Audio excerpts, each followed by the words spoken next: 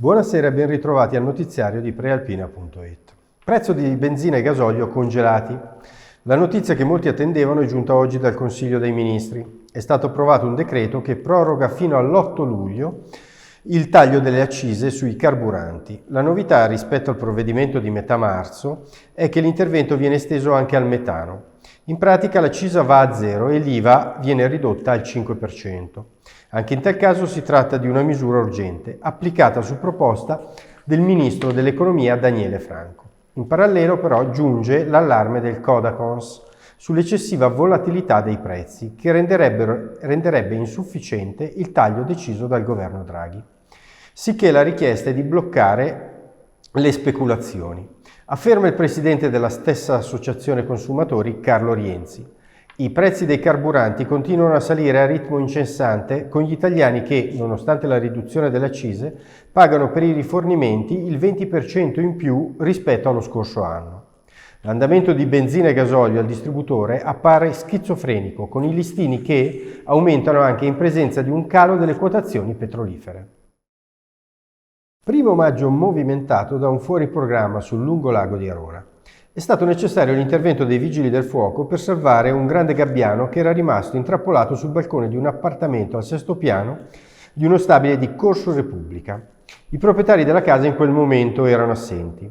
L'intervento dei vigili del fuoco ha attirato una gran folla di curiosi e si è concluso brillantemente con il salvataggio del gabbiano che era rimasto ferito. Oggi per le persone di fede islamica è il giorno della festa della rottura, che chiude il Ramadan.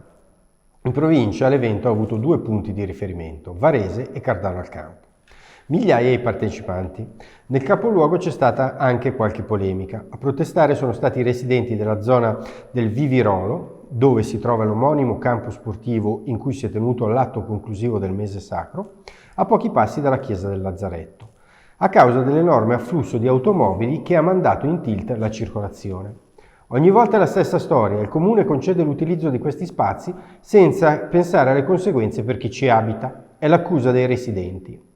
Mentre non c'è stato alcun problema al Ciglione di Cardano, dove si sono riuniti i musulmani che fanno capo alla nutrita comunità del Gallaratese e dai quali viene rinnovata la richiesta al Comune di Gallarate di avere un posto fisso per la preghiera del venerdì.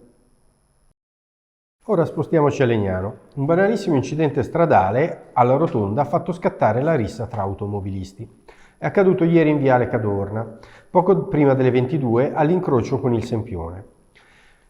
Due auto si sono toccate per una mancata precedenza. A bordo di una c'era una coppia di 27enni di origine ucraina. A bordo dell'altra due uomini di 44 e 46 anni di origine cinese. I tre hanno cominciato a discutere, poi velocemente sono passati ai fatti prendendosi a pugni. A un certo punto sarebbe anche apparsa una spranga. Inevitabile l'intervento delle forze dell'ordine, con una pattuglia dei carabinieri che ha ristabilito l'ordine. Sono arrivate anche due ambulanze e un'auto medica. In un primo momento i feriti sembravano gravi, poi tutti sono stati trasportati all'ospedale di Legnano. Nessuno è in pericolo di vita, adesso hanno 90 giorni di tempo per decidere se presentare querela. Ieri è stato l'ultimo giorno di Luna Park alla Schiranna di Varese. Vediamo l'intervista al responsabile Massimiliano Badoer, immagini dell'agenzia Blitz. Buongiorno, sono Massimiliano Badoer, uno degli organizzatori del Luna Park di Schiranna Varese e vorrei fare il punto della situazione. Visto dopo i 2 anni di stop qui a Schiranna per il Covid, siamo partiti benissimo, grazie al meteo che ci ha dato una mano e non pensavamo nemmeno noi di questo afflusso di persone. È stato un bel Luna Park, delle attrazioni bellissime, delle novità bellissime. La sicurezza nel Luna Park ci ha dato una buona mano perché c'è stato un pubblico bello, si è visto la voglia del pubblico varesino e provincia che aveva voglia di divertirsi. Con questo sembra che si torni un po' alla normalità. Siamo tutti contenti perché abbiamo fatto un bel Luna Park e fortunatamente c'è stato un bel afflusso di gente.